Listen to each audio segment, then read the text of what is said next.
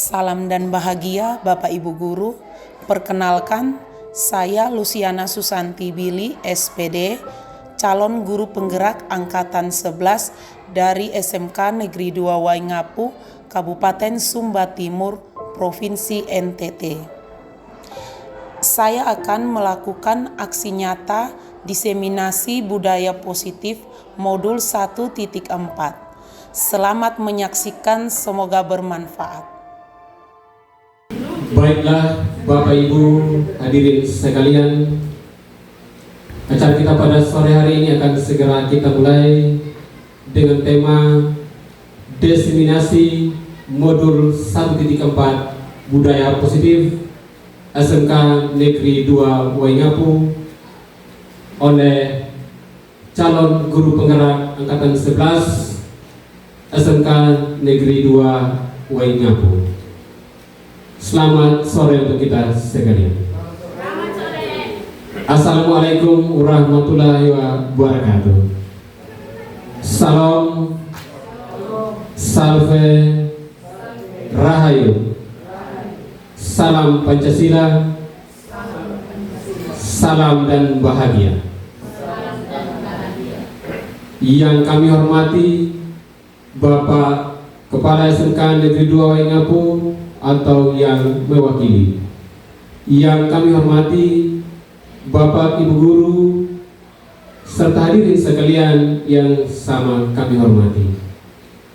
Pada kesempatan yang berbahagia ini patut kita panjatkan puji dan syukur kehadirat Tuhan Yang Maha Esa, karena atas penyertaannya, perkenanannya kita boleh hadir mengikuti acara sosialisasi kepada warga sekolah terkait budaya positif dan penerapannya di lingkungan sekolah. Bapak Ibu hadirin yang saya hormati, untuk itu marilah kita bersama-sama menyanyikan lagu kebangsaan Indonesia Raya. Kepada hadirin dimohon berdiri.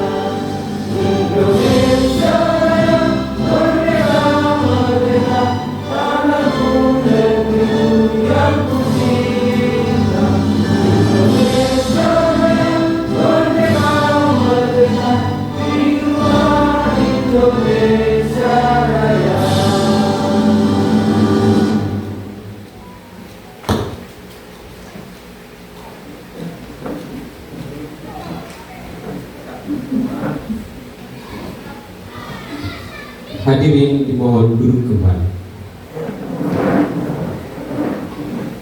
Baiklah Bapak Ibu sekalian, untuk mengawali seluruh kegiatan kita pada hari ini, mari kita mohon pimpinan Tuhan dalam doa. Untuk itu saya minta Pak Uce untuk membawa kita dalam doa. Kepada Bapak saya silakan. Baik, Bapak Ibu sekalian, sebelum kita mulai kegiatan kita sore ini, mari kita satu dalam doa dan juga saya untuk berdoa dalam agama saya Kristen Protestan. Mari kita satu dalam doa.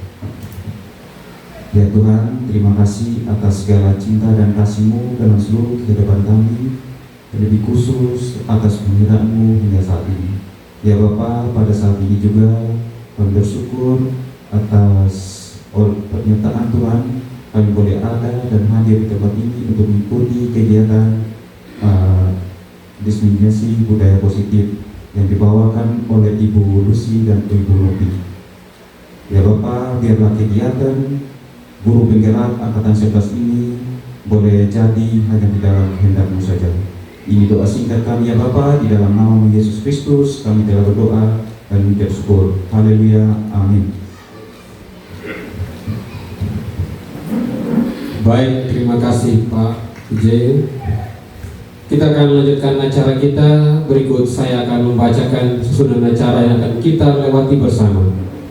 Yang pertama pembukaan oleh MC, yang kedua menyanyikan lagu Indonesia Raya, ketiga doa, dan yang keempat sambutan kepala sekolah yang mewakili, yang kelima penyampaian materi oleh pemateri kita.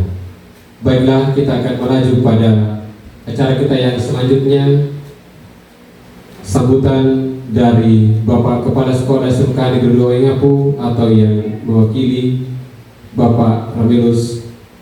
Waktu dan tempat saya persilakan.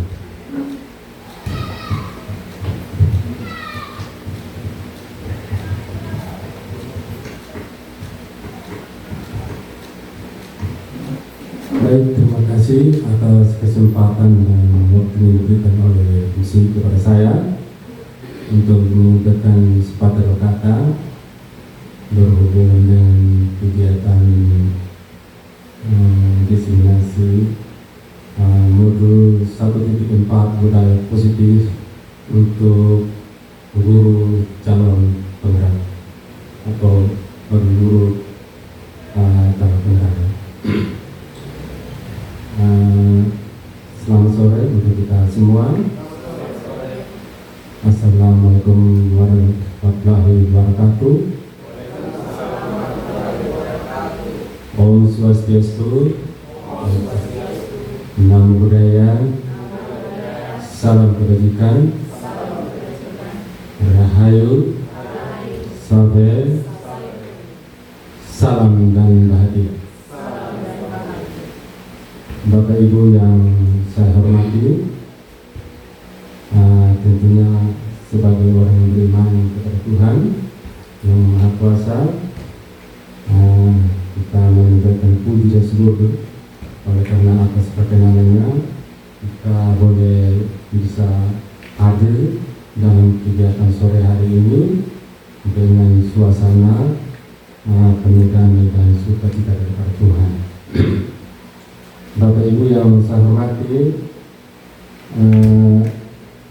saya kira bagi Bapak Ibu guru penggerak yang sudah ada di sini dan secara khusus bagi Bapak Ibu guru calon guru penggerak yang hebat ini, saya kira memang kegiatan ini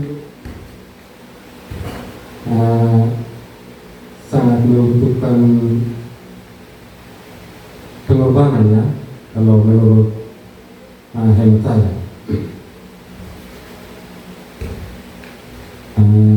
Karena saya lihat guru penggerak ini banyak kegiatan yang dilakukan dari proses demi proses untuk menjadi seorang guru penggerak ini bukan gampang sebenarnya, dan itu merupakan suatu cara bagaimana untuk mencapai tujuan yang merupakan misi dan visi dari sekolah itu sendiri. Jadi harapan saya yang selaku head sekolah, tadi saya sudah lupa tidak menyampaikan apa ya seharusnya kepala sekolah sebenarnya ini ya. Tapi saya kira yang lalu itu sudah disampaikan juga oleh Bapak Kepala Sekolah dalam pertemuan yang lalu. Jadi ini hanya mengulangi sisa saya pikir, dan bagi Bapak Ibu guru juga sudah sangat memahami dari kegiatan ini. Jadi harapan kita semua bahwa dari kegiatan ini akan menciptakan guru penggerak yang betul-betul bisa diandalkan atau bisa mempengaruhi secara positif untuk anak-anak didik yang dipercayakan kepada Bapak Ibu untuk dididik. Jadi secara khusus bagi anak-anak kita di SMK Negeri 2 Renat ini, saya kira sudah bisa dilihat dari teman-teman yang sudah duluan atau senior daripada guru penggerak yang ada di sini. Jadi harapan kita dengan adanya calon guru penggerak yang ada ini mungkin akan lebih efektif di dalam memberikan pengaruh terhadap anak yang ada di SMK Negeri 2 Renat ini. Memang itulah tadi yang saya katakan tadi, bahwa kegiatan guru penggerak ini memang butuh pengorbanan.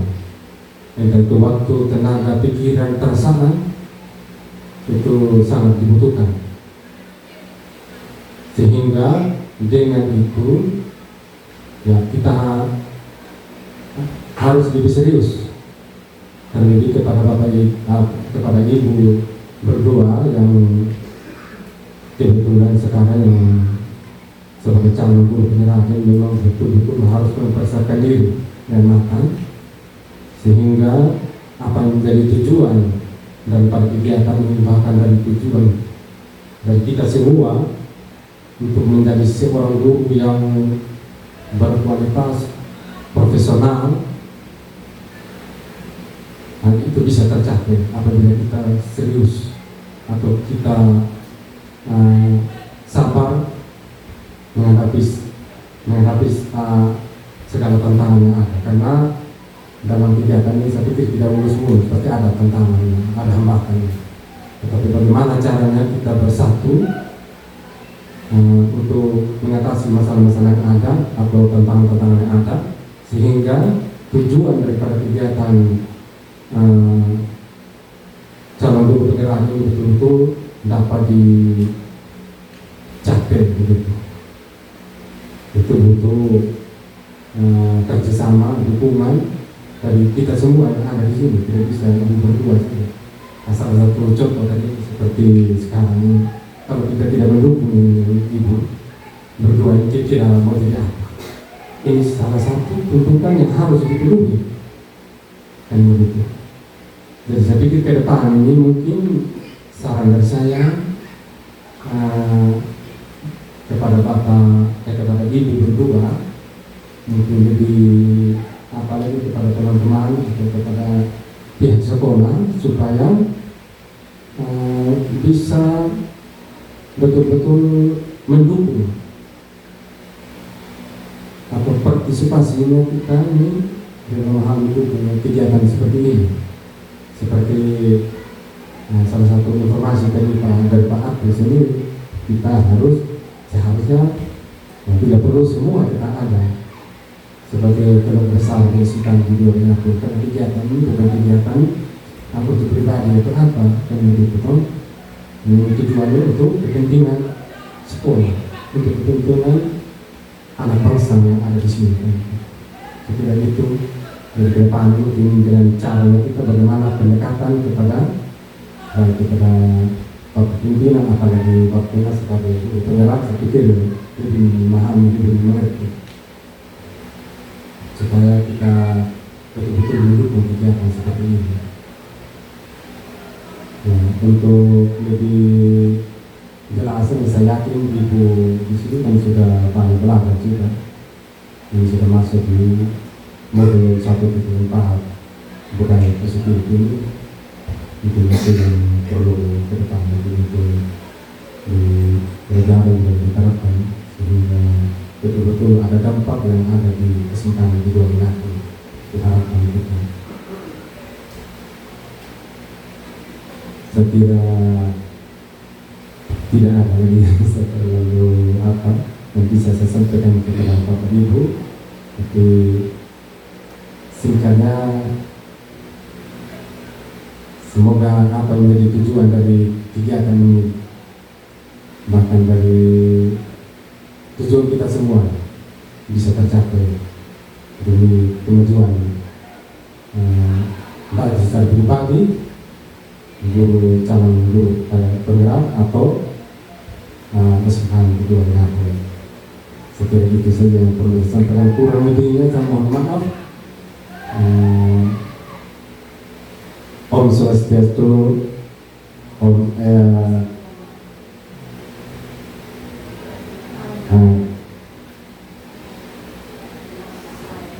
Santi Om. Terima kasih. Selamat sore.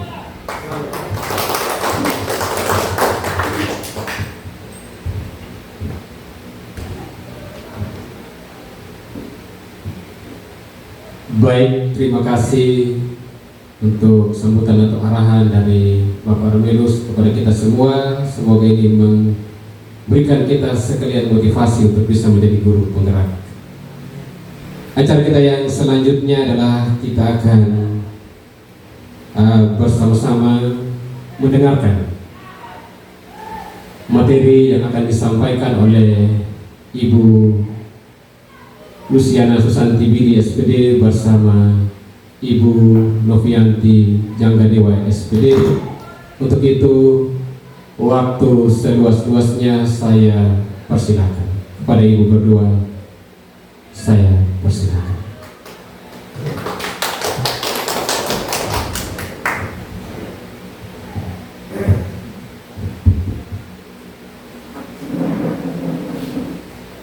Shalom, selamat sore untuk kita semua. Terima kasih atas kesempatan yang diberikan kepada saya sebagai calon guru penggerak angkatan 11 untuk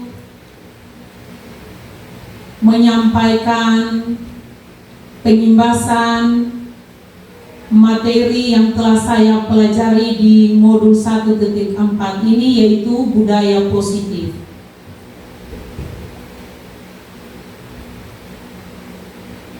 Oke Bapak Ibu,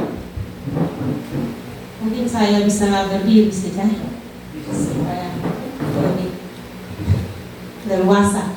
Ya, di sini ada pertanyaan pemantik sebelum kita masuk pada materi kita. Bapak Ibu bisa membaca, ada 3 pertanyaan pemantik. Yang pertama, suruhannya adalah setuju atau tidak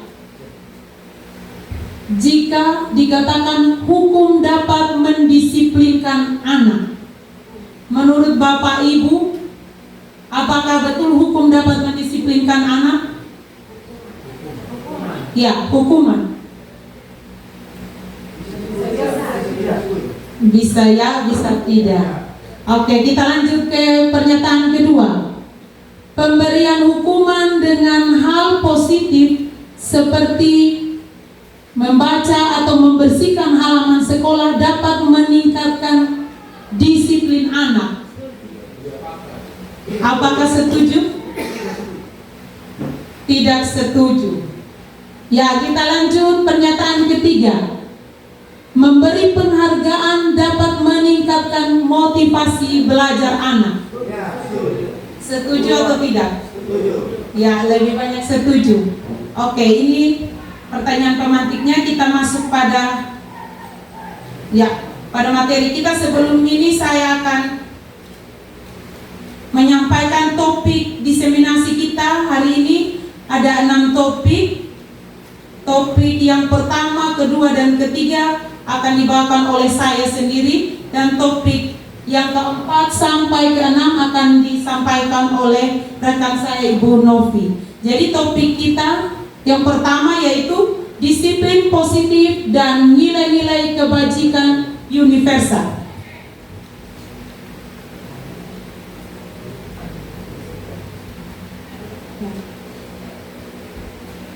Perubahan paradigma. Di sini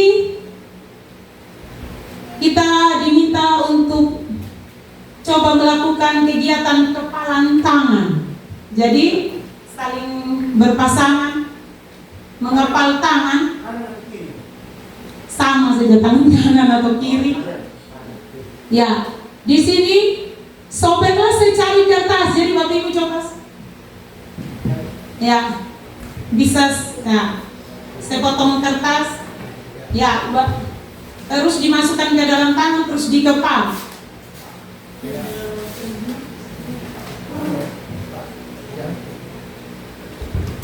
Ya, di sini dikatakan tulis sesuatu yang berharga. Maksudnya di dalam itu kertas tadi itu tulis sesuatu yang berharga. Tapi ini kan hanya semisalnya begitu. Jadi kita tidak usah lagi tulis, kita coba untuk mengepal kertas yang tadi kita sudah isi, sudah pegang di tangan ya. Terus kita minta teman kita di samping untuk mencoba membukanya, mencoba untuk membuka ini. Nah, kira-kira bisa atau tidak dibuka? Dengan di sini suruhannya.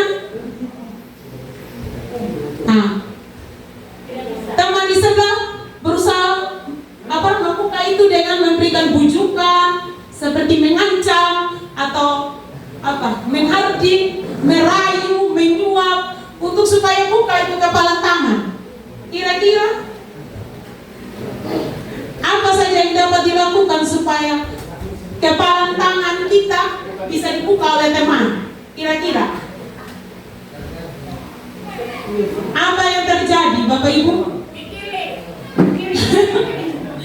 Dikilik Bapak Ibu.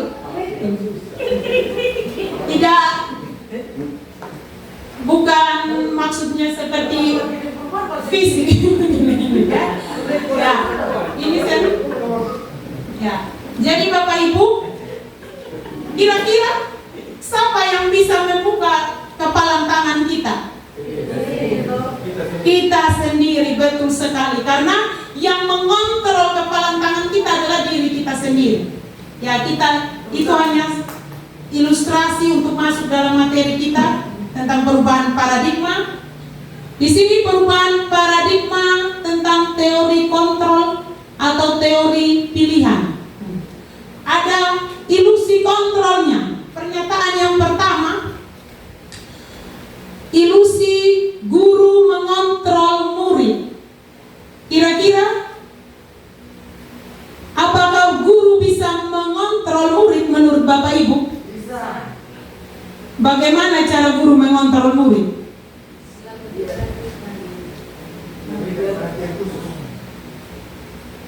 Memberikan perhatian khusus. Ada yang lain? Memberikan pujian. Ada yang lain lagi? Menegur. Ya, jadi Bapak Ibu, pernyataan tentang guru mengontrol murid itu hanyalah ilusi. Karena yang bisa mengontrol diri kita sendiri adalah kita. Tidak ada orang dari luar atau apapun dari luar yang bisa mengontrol kita. Kalau kita bisa mengontrol murid, itu karena murid tersebut mengizinkan dirinya untuk dikontrol. Ya, jadi kita kan kalau guru kita merasa kita suka kontrol dia. Ternyata murid itu yang mengizinkan dirinya untuk dikontrol. Jadi kenapa kita seperti guru kadang kita bilang kita bisa mengontrol dengan kita memberikan kayak ancaman begitu, tidak mengerjakan tugas, ini ancamannya. Itu sebenarnya kita sedang mengancam murid, kita sedang menekan mereka. Itu salah satu dari tentang ilusi kontrol, ilusi guru mengontrol murid. Yang selanjutnya, ilusi bahwa kritik dan membuat orang merasa bersalah dapat menguatkan karakter. Ini juga tidak benar. Jadi ketika kita memberikan kritik atau membuat orang merasa bersalah, itu tidak bisa membuat karakter mereka menjadi kuat. Mereka justru akan menjadi orang yang merasa mempersalahkan diri. Ketika kita menyalahkan murid kita, mereka akan menyimpan rasa sedih. Jadi tidak akan menguatkan karakter mereka. Yang selanjutnya, ilusi bahwa semua penguatan positif, efektif dan bermanfaat. Ini juga tidak. Ini adalah hanya ilusi. Lanjut lagi yang berikut, ilusi bahwa orang dewasa memiliki hak untuk memaksa. Ini juga tidak. Karena setiap anak memiliki hak dan kebebasan.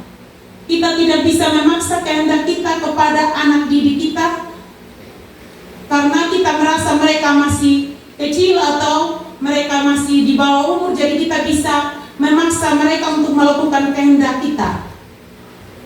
Yang selanjutnya, ini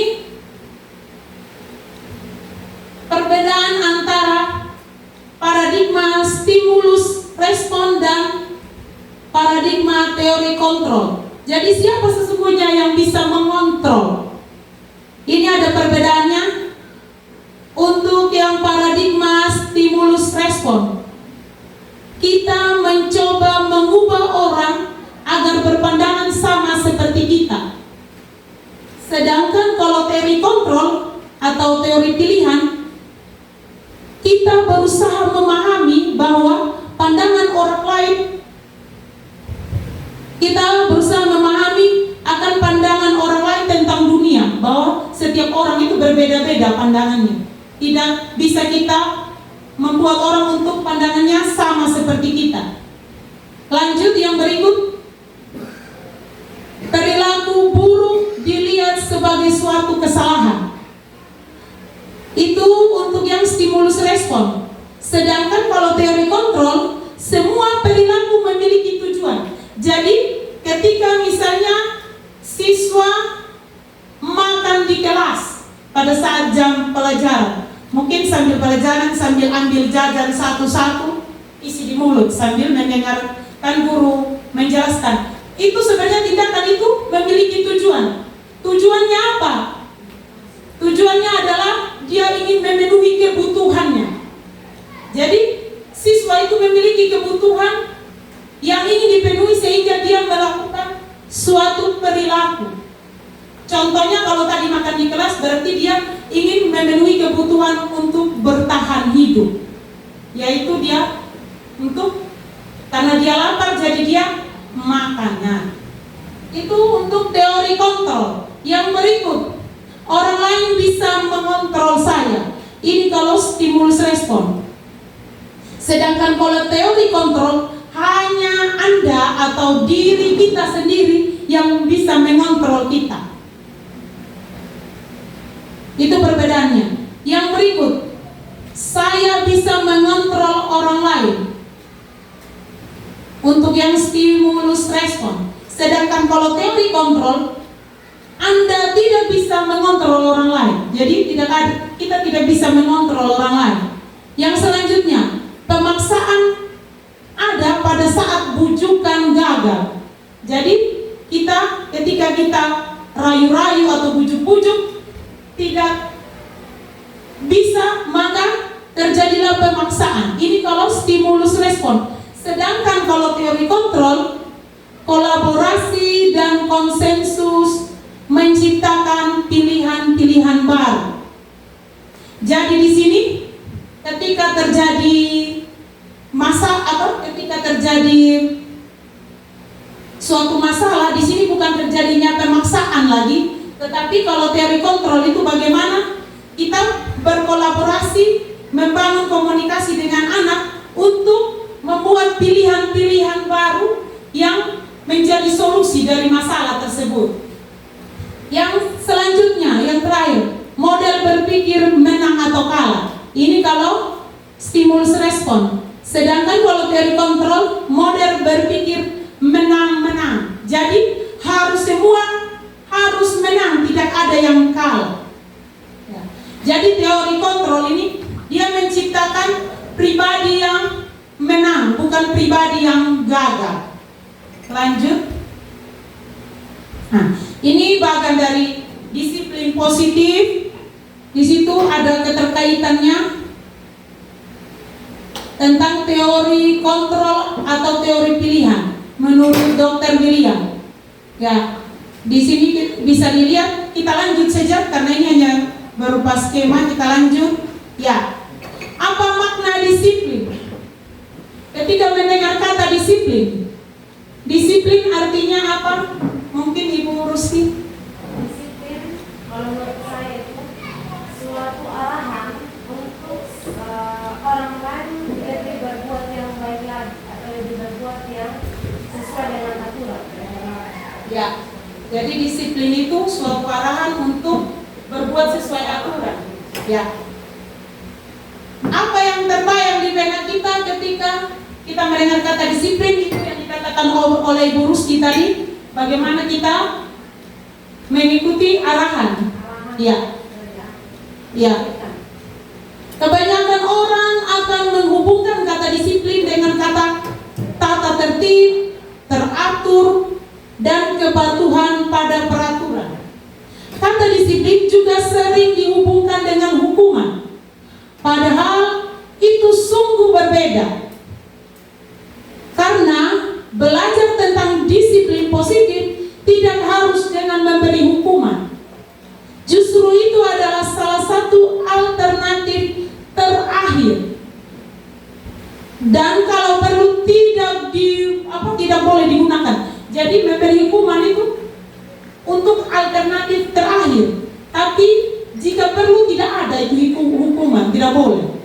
Jadi hukuman itu tidak ada lagi. Pokoknya sekarang ini dengan kurikulum merdeka ini tidak ada lagi namanya guru memberi hukuman kepada siswa. Oke, lanjut. Dalam budaya kita, makna disiplin dimaknai menjadi sesuatu yang dilakukan seseorang pada orang lain untuk mendapatkan kepatuhan. Kita cenderung menghubungkan kata disiplin dengan ketidaknyamanan.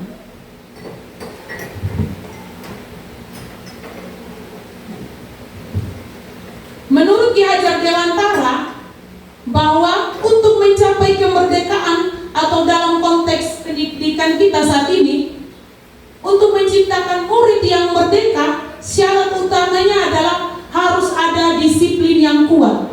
Disiplin yang dimaksud di sini adalah disiplin diri yang memiliki motivasi internal atau motivasi dari dalam diri anak.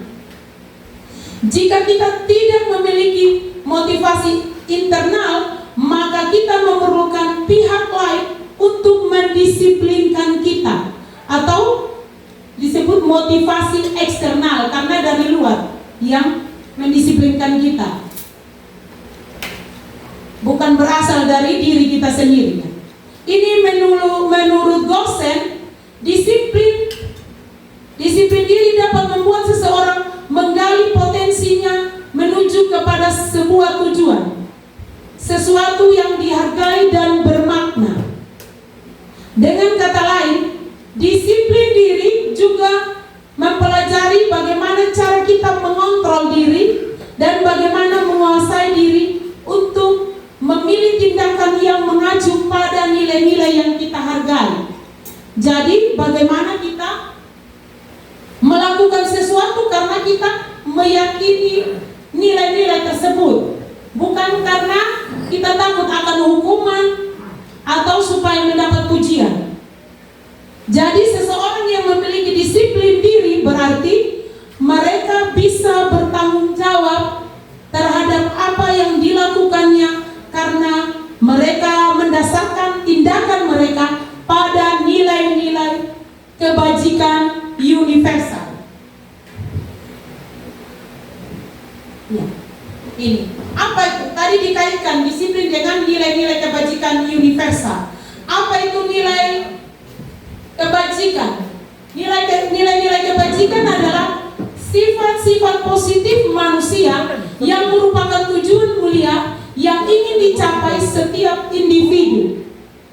Nilai-nilai tersebut bersifat universal dan lintas bahasa, suku bangsa, agama maupun latar belakang. Jadi nilai yang tanpa dipengaruhi oleh apapun dan semua meyakini itu.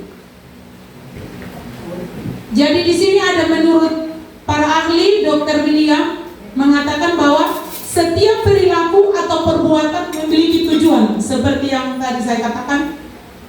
Yang selanjutnya, dengan mengaitkan nilai-nilai kebajikan yang diyakini seseorang, maka motivasi intrinsiknya akan terbangun. Motivasi intrinsik adalah motivasi dalam diri, sehingga menggerakkan motivasi untuk dapat mencapai tujuan yang mulia atau tujuan yang diinginkan. Nilai-nilai kebajikan yang ingin dicapai oleh setiap anak Indonesia dikenal dengan profil pelajar Pancasila.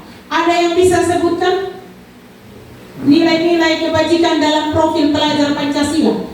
Ini selalu kita omong di depan anak-anak kita, ada 6 semua.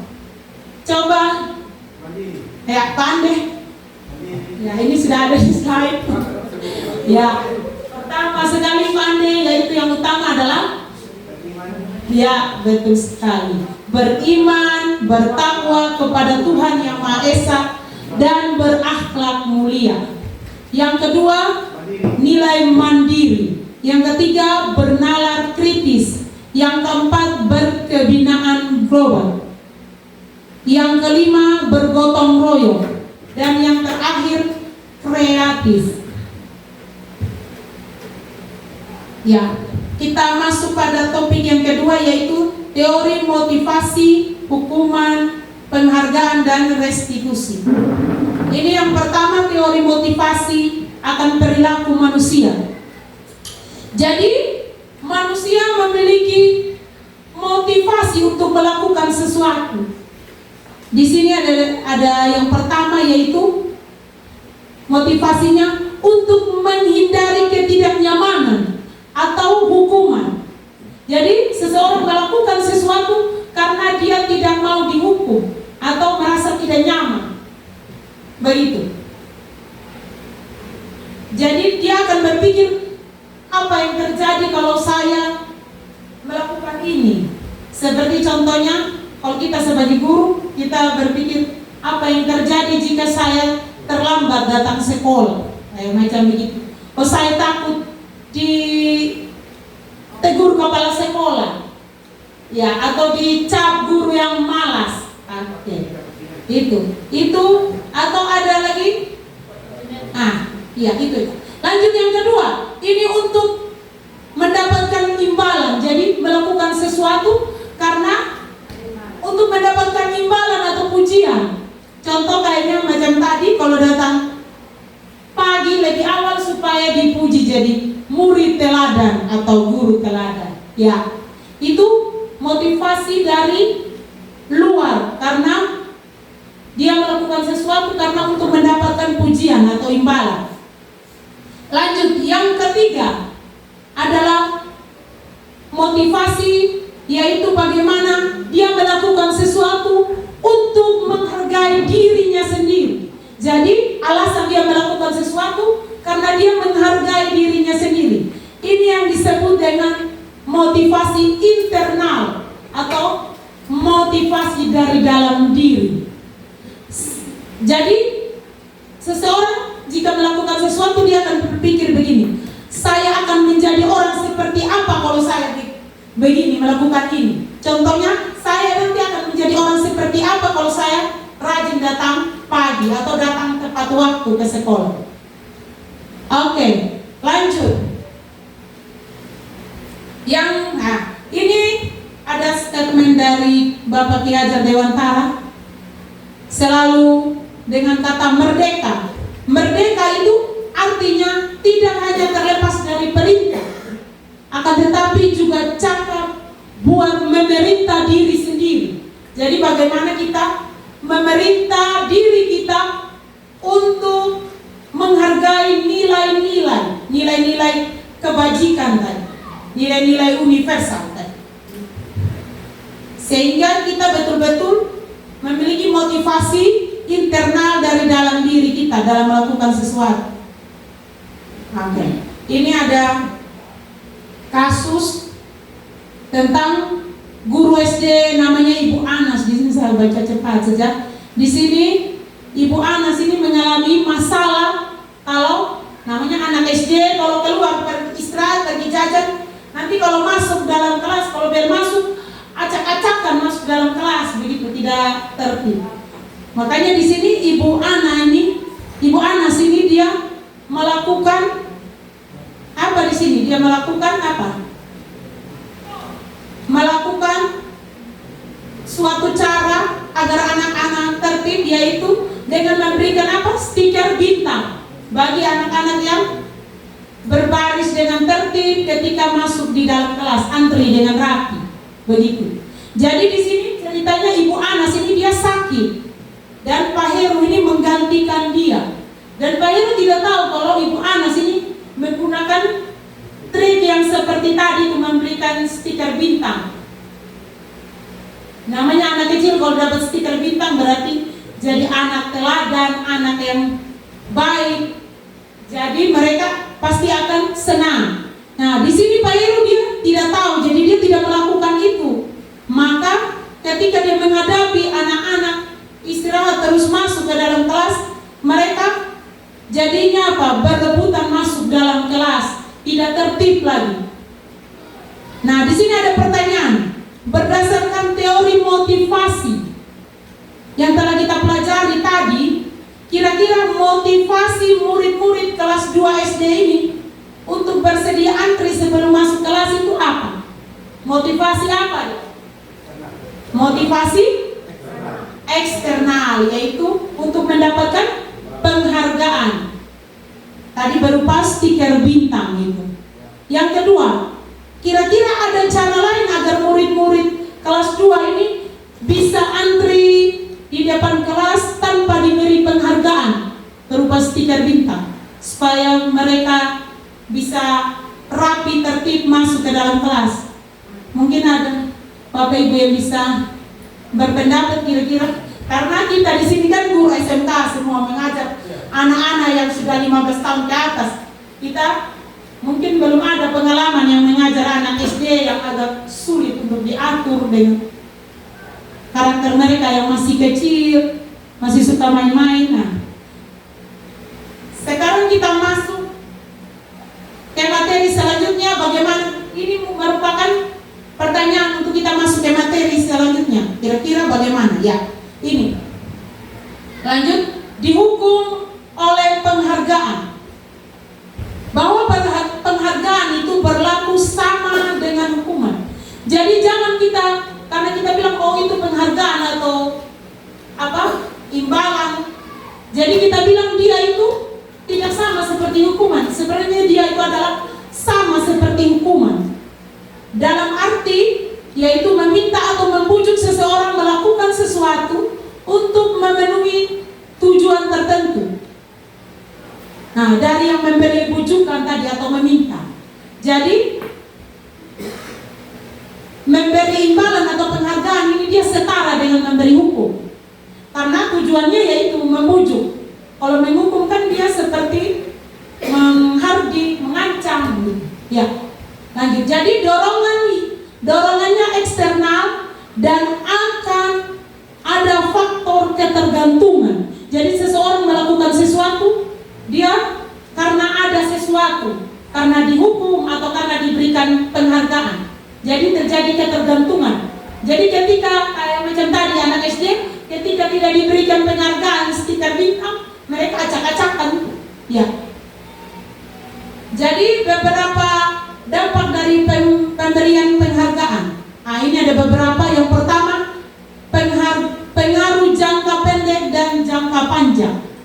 Yang kedua, penghargaan menghukum. Yang ketiga, penghargaan mengurangi ketepatan. Yang keempat, penghargaan tidak efektif. Yang kelima, penghargaan merusak hubungan. Yang keenam, penghargaan menurunkan kualitas. Yang ketujuh, penghargaan mematikan kreativitas. Dan yang terakhir, penghargaan mengurangi motivasi intrinsik. Lanjut. Ini bentuk program kebajikan atau apresiasi. Dalam memberi apresiasi atau pengakuan, perlu diingat beberapa hal. Yang pertama, beri pengakuan secara khusus. Yang kedua, beri pengakuan secara pribadi. Yang ketiga, beri pengakuan kepada semua murid atau secara bergantian. Yang keempat, beri pengakuan secara konsisten, terus-menerus. Jangan hanya satu kali memberikan pengakuan, habis itu tidak lagi. Yang berikut lagi, fokus pada proses. Ya, jadi ini contoh pengakuan atau apresiasi kebajikan. Nah, contohnya ada kata pembuka, terus nilai kebajikannya, terus situasinya.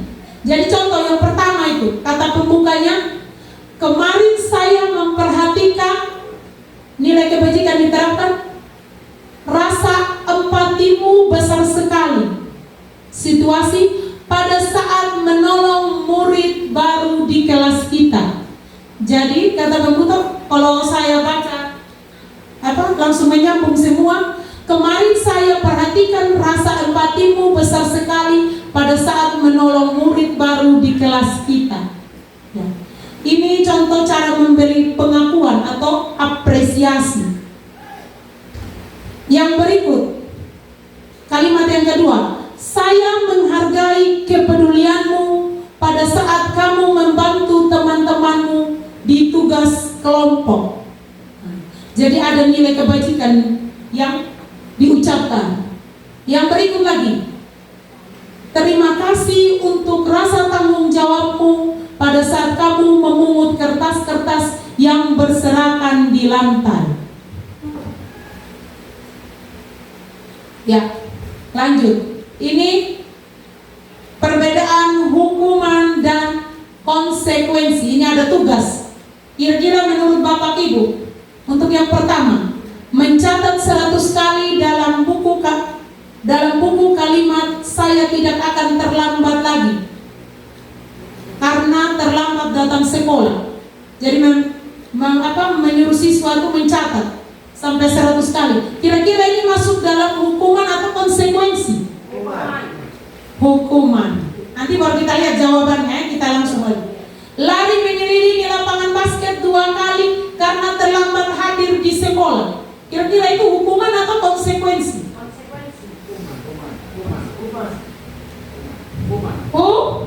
Hukuman. Lanjut. Nanti baru kita cek. Murid diminta untuk push up 15 kali karena tidak menggunakan masker ke sekolah.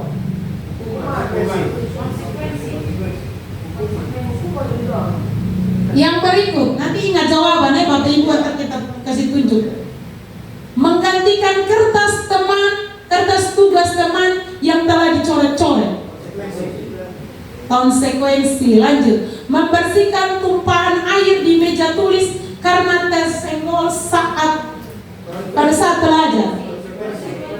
Konsekuensi. Lanjut. Murid disuruh mengenakan sepatu murid disuruh mengenakan sepatu seharian.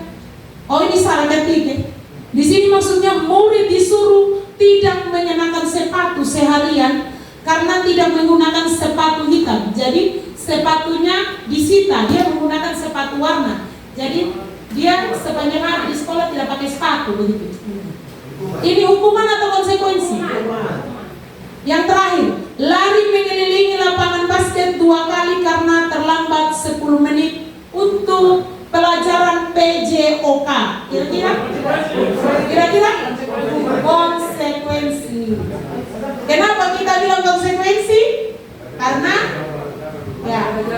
itu memang PJOK berhubungan dengan olahraga. Jadi kalau konsekuensinya disuruh lari itu memang. Nah, ini tadi jawabannya Bapak Ibu, pandai bisa lihat jawaban Anda tadi. Jadi itu yang diminta push up tidak menggunakan masker itu adalah hukuman. Lanjut. Nah, ini perbedaan dari hukuman dan konsekuensi. Yang pertama, kalau hukuman itu sesuatu yang menyakitkan harus terjadi. Kalau konsekuensi sesuatu harus terjadi.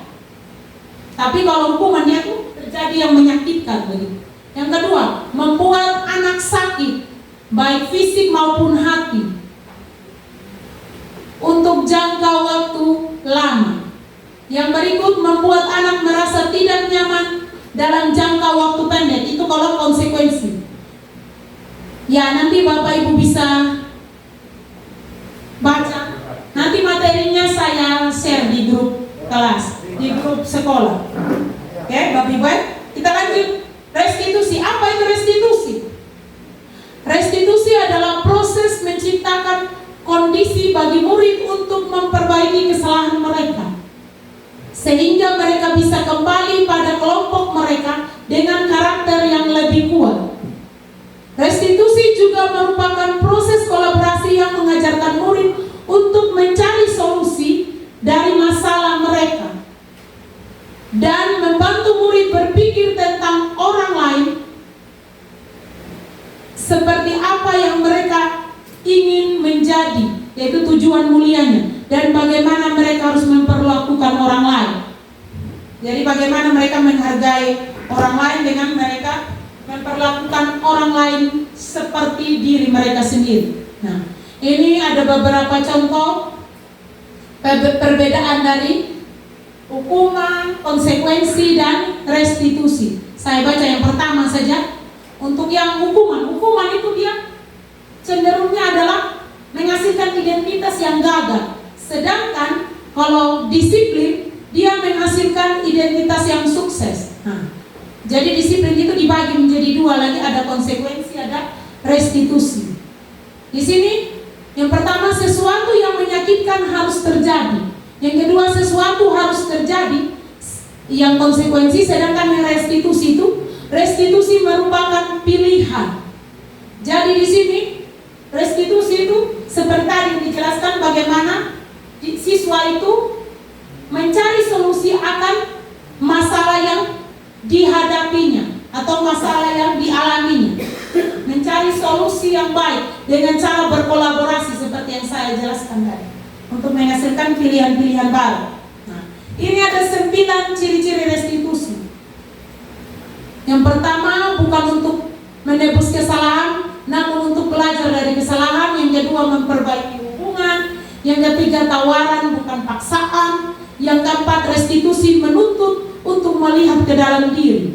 Yang kelima, restitusi mencari kebutuhan dasar yang mendasari tindakan. Yang keenam, restitusi diri adalah cara yang paling baik. Yang ketujuh, restitusi fokus pada karakter bukan tindakan. Yang berikut, restitusi fokus pada solusi. Dan yang terakhir, restitusi mengembalikan murid yang berbuat salah kepada kelompoknya. Jadi dia tidak akan dimusuhi begitu kalau dia melakukan sesuatu kesalahan di dalam kelas, tetapi akan dikembalikan kepada kelompoknya dengan situasi yang sudah berdamai. Lanjut, ya. Ini yang terakhir, keyakinan kelas. Ya, ini mengapa tidak perlu aturan saja? Mengapa harus keyakinan kelas? Ya, jadi keyakinan kelas itu diperlukan untuk mendukung motivasi intrinsik atau kembali ke nilai-nilai atau keyakinan lebih menggerakkan seseorang dibanding mengikuti serangkaian peraturan-peraturan. Jadi tujuan dari keyakinan kelas itu untuk mendukung motivasi intrinsik, motivasi dari dalam diri, sehingga membangun itu nilai-nilai kebajikan tadi. Nah, jadi ini ada lingkaran. Yang pertama itu yang paling kecil adalah peraturan kelas. Terus yang hijau itu keyakinan kelas. Terus yang ketika terbentuk keyakinan kelas, maka terjadilah lingkungan yang positif. Dan yang terakhir itu ketika sudah terbentuk lingkungan positif, maka akan terjadi budaya positif. Ya, ini contoh kesepakatan kelas. Ini ada yang mana yang merupakan kesepakatan kelas menurut Bapak Ibu? Yang sebelah kiri atau kanan? Yang sebelah yang merupakan kesepakatan kelas. Kiri ketika menghadap berarti kiri. Kanan. Mana yang merupakan kesepakatan kelas? Yang sebelah? Yang sebelah?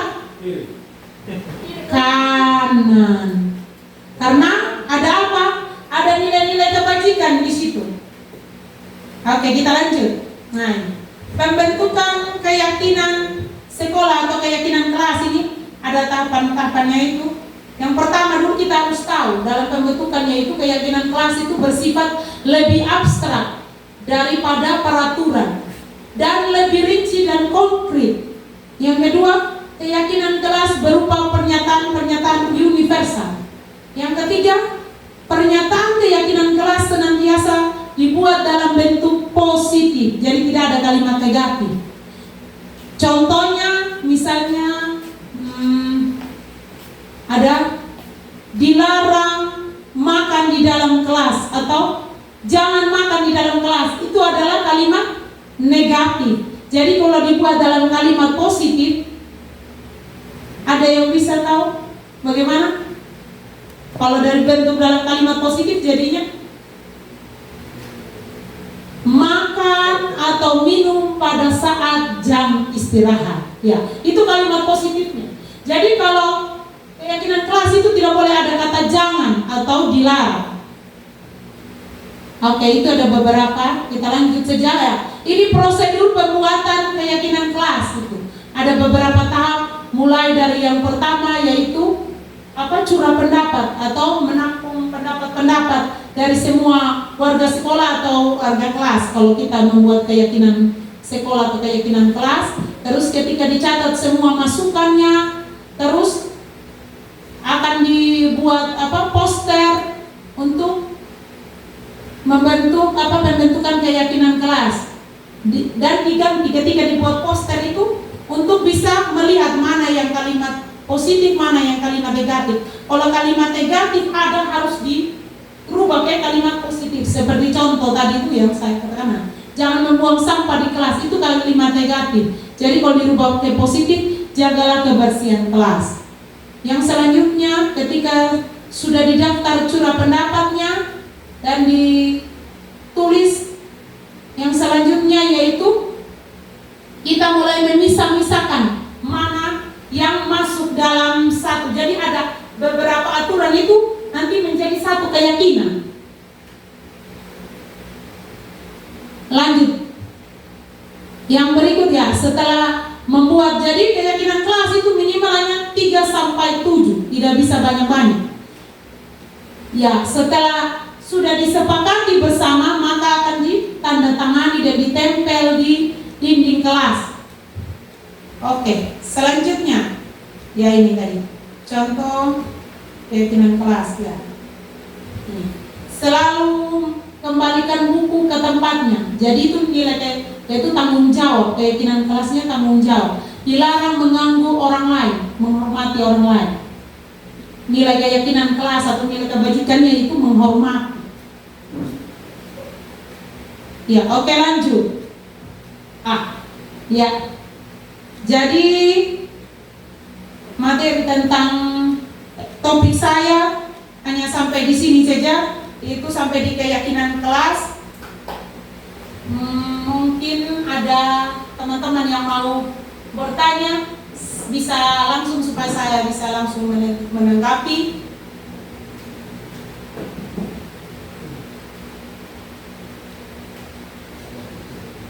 Oke. Oke. Kalau pas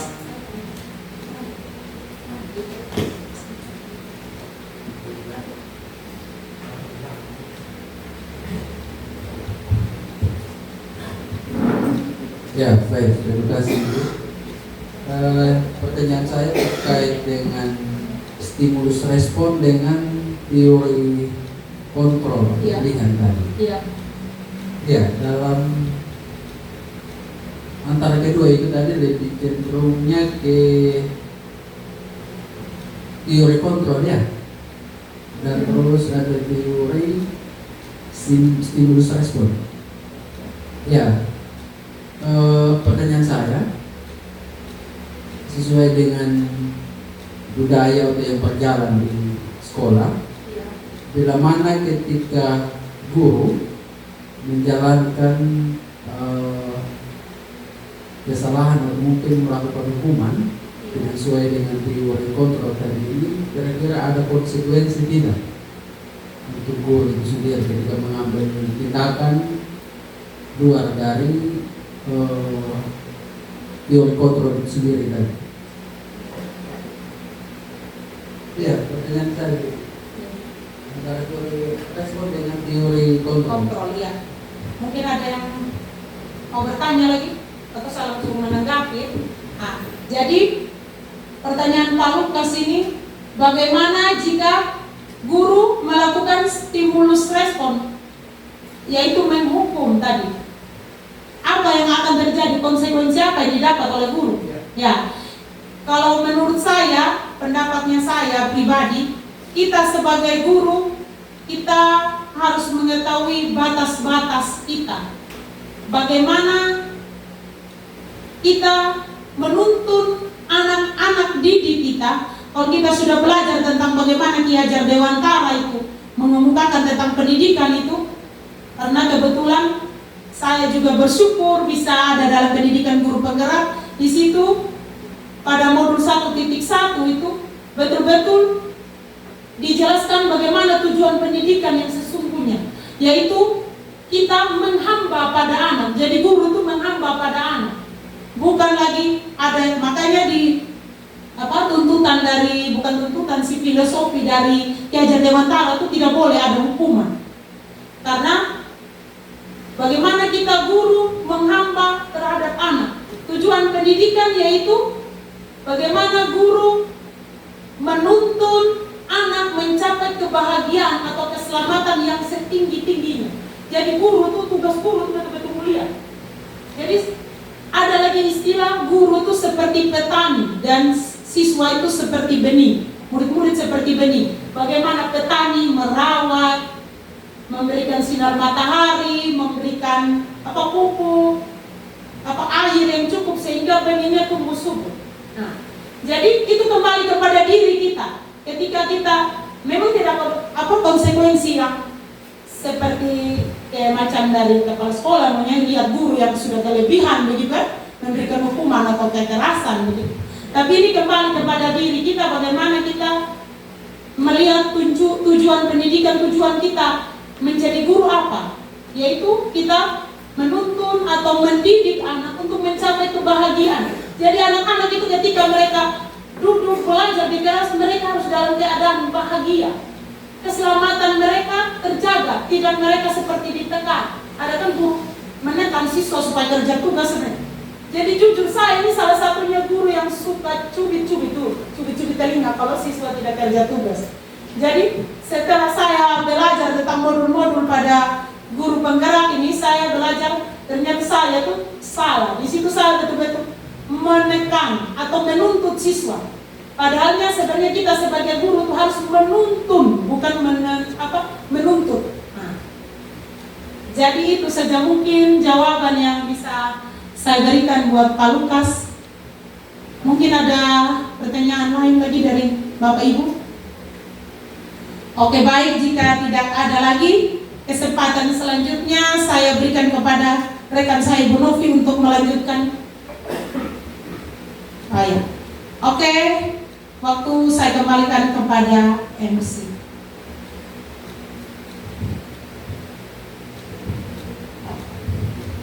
Baik, mari kita berikan tepuk tangan untuk pemateri kita. Ya, pemateri kita sangat luar biasa, materi yang disampaikan sangat-sangat bermanfaat bagi kita sekalian yang boleh hadir pada kesempatan ini.